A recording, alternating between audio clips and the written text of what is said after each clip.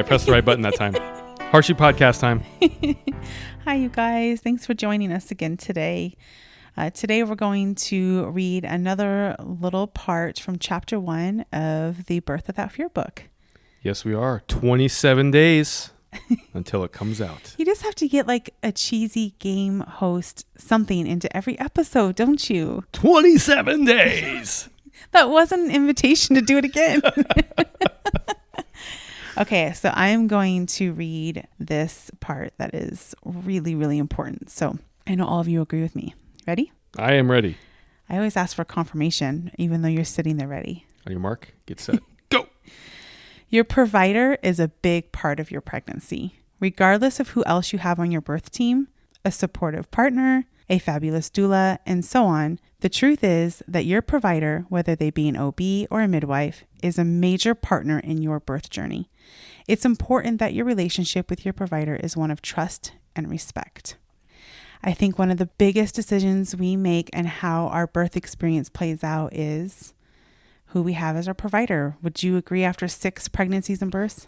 Absolutely. The births that I look back at that went smooth and were good experiences, we had great providers, and the ones that were hard, we did not. Right. And how we felt about the birth experience in the end wasn't so much how the baby was born, but how we were treated through the process of the labor, if our plans changed, the birth and the early postpartum stage, or even in the hospital, like the 3rd stage of labor, how that was managed. Yes. Care of baby and mom, especially in the hospital.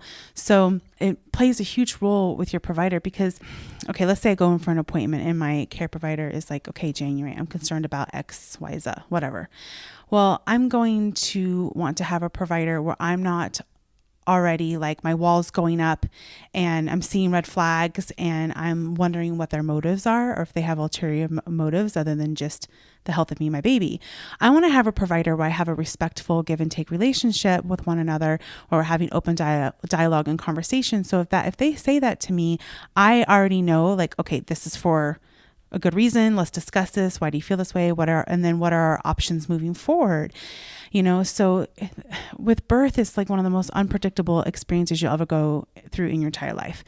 And you want to have a provider who will walk side by side with you the whole way through and help you make educated and informed decisions in a respectful manner. And that goes both ways, right? Like you don't want to walk into a provider, interviewing a provider and just be like, so what about blah, blah, blah, and like just go at them, because they're a provider. They have a huge responsibility as well. And, you have to find the right fit, but then also need to have that level of trust with one another. Yeah. I can't add too much more to that because that is dead on. Absolutely. Yeah, super important. And I know it's different for everyone depending on where you live, what state you live in, what country you live in, what city you live in, finances, things like that. But it is vitally important who we choose as our provider. I feel it's one of the biggest, most important decisions we make as far as our birth outcome experience goes, for, mentally and physically healthy mom and baby. And then it's worth driving. It's worth driving to a provider further away.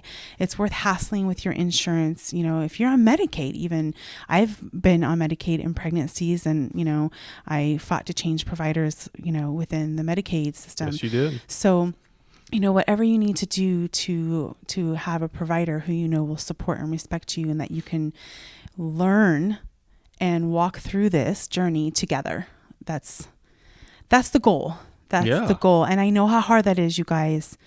It took me till baby 6 before I felt that I had all of my providers, my midwives, my OB, and then us, of course, all on the same page and all working together for the same goal. And now I don't recommend y'all have 6 kids to get there.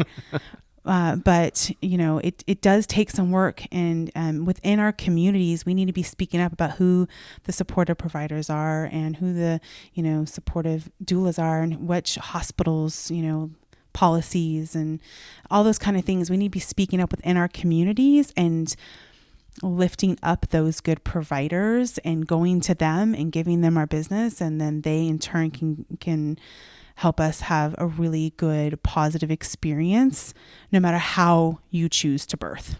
That's why you wrote a book. Fantastic Fantastic stuff. Yeah, so super important. So that's talked about a lot in this book, and I'm sure that all of you have had your experiences one way or the other with this, and whatever you experienced was completely valid, and I love you. Great That's stuff. it. All I right, can't you wait guys. for people to read this thing. All right, until next time. Adios. Love you.